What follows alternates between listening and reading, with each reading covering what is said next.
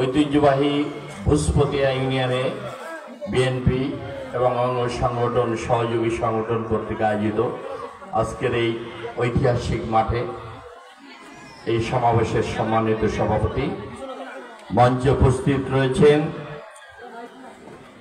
এই ইউনিয়নের বিএনপির নেতৃবৃন্দ মোহাম্মদ ওহিদুল ইসলাম, শেখ আব্দুল হান্নান, মোহাম্মদ আলামিন শেখ, মোহাম্মদ হায়দার আলী ফকির, শেখ মতিউর রহমান, মোহাম্মদ ইসমাইল হোসেন মাঝি, সাইফুল ইসলাম সহ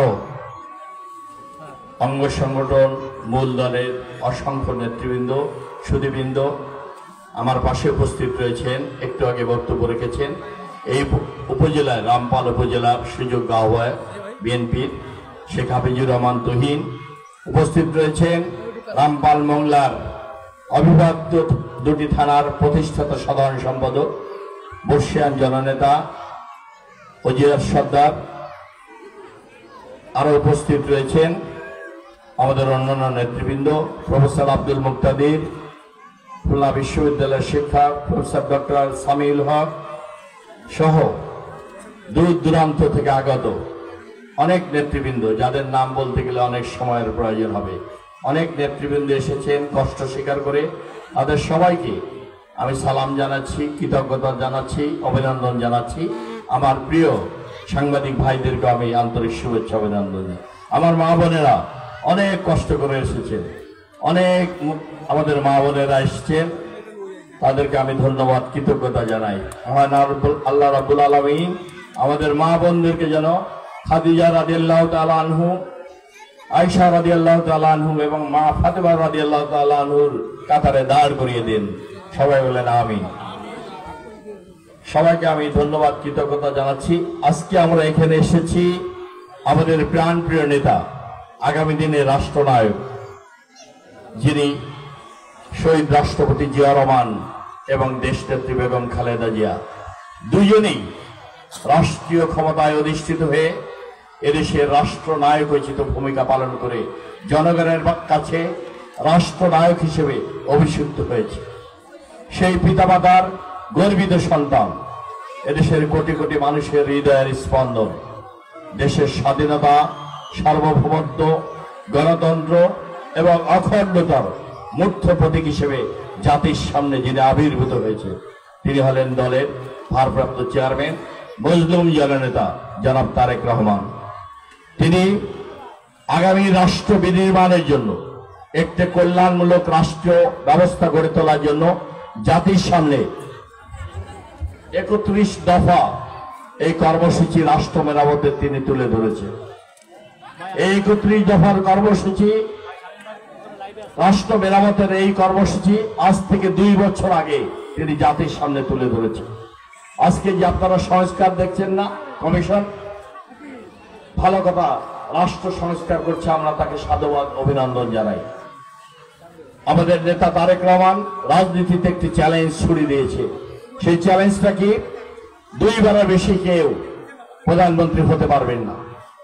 একটি সরকার ক্ষমতায় থাকলে তাকে 5 বছর পর ক্ষমতা থেকে চলে যেতে হবে।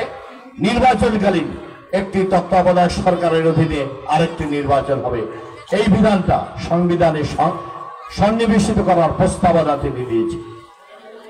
পার্লামেন্টে নিম্নকক্ষ এবং উচ্চকক্ষর বিধান রেখেছে।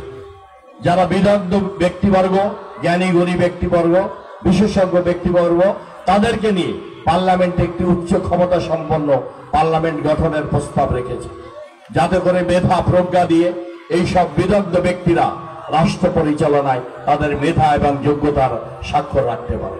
এই বিধান তিনি রেখেছেন। ন্যায়পালের কথা বলেছেন, দুর্নীতি দমনের কথা বলেছেন, কৃষি ব্যবস্থার কথা বলেছেন, স্বাস্থ্য ব্যবস্থার কথা বলেছেন, যোগাযোগ ব্যবস্থার কথা বলেছেন, স্থানীয় সরকার ব্যবস্থার কথা বলেছেন। মানুষের মৌলিক অধিকারের প্রত্যেকটি দিক তিনি সন্নিবেশিত করেছেন তার ৩১ দফার মাধ্যমে। আজকে আমরা বাংলাদেশকে আর পিছনের দিকে ফিরিয়ে যেতে চাই না। অনেক রক্ত সাগরে পেরিয়ে হাজার হাজার মানুষের রক্ত জীবন দানের মধ্য দিয়ে খুনি হাসিনার পালিয়ে যেতে বাধ্য হয়েছে দেশ থেকে। সেই ছাত্র জনতার রক্তের উপর দাঁড়িয়ে বিগত 17 বছর হাজার হাজার মানুষকে হত্যা করা হয়েছে। রাষ্ট্রের পৃষ্ঠপোষকতায় এই সরকারের পেটোয়া বাহিনী, পুলিশ, র্যাব, ডিবি এবং প্রশাসনের ব্যক্তিরা, গোয়েন্দা সংস্থার লোকজন না মিলে এই ফ্যাসিবাদী সরকারকে রাষ্ট্রীয় ক্ষমতায় টিকে রাখার জন্য হাজার হাজার মানুষকে হত্যা করেছে। এদেশের আলেম ওলামাদেরকে হত্যা করেছে, রাজনৈতিক নেতাদেরকে হত্যা করেছে, পেশাজীবীদেরকে হত্যা করেছে, সাংবাদিকদের হত্যা করেছে, শিক্ষকদের হত্যা করেছে, বুদ্ধিজীবীদেরকে হত্যা করেছে। শুধুমাত্র অবৈধ ক্ষমতায় টিকে থাকার জন্য মানুষের সমস্ত অধিকার কেড়ে নিয়ে, ভোটাধিকার, নাগরিক অধিকার, মত প্রকাশের অধিকার কেড়ে নিয়ে একদলীয় শাসন ব্যবস্থা কায়েম করেছে।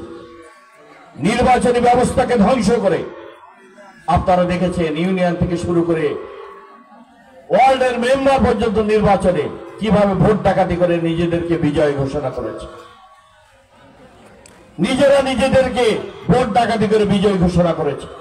মানুষের ভোটের অধিকার করে নিয়ে নির্বাচনী ব্যবস্থাকে ধ্বংস করে দিয়ে এই 18 বছর একদলীয় ফ্যাসিবাদী শাসন ব্যবস্থা কায়েম করেছে।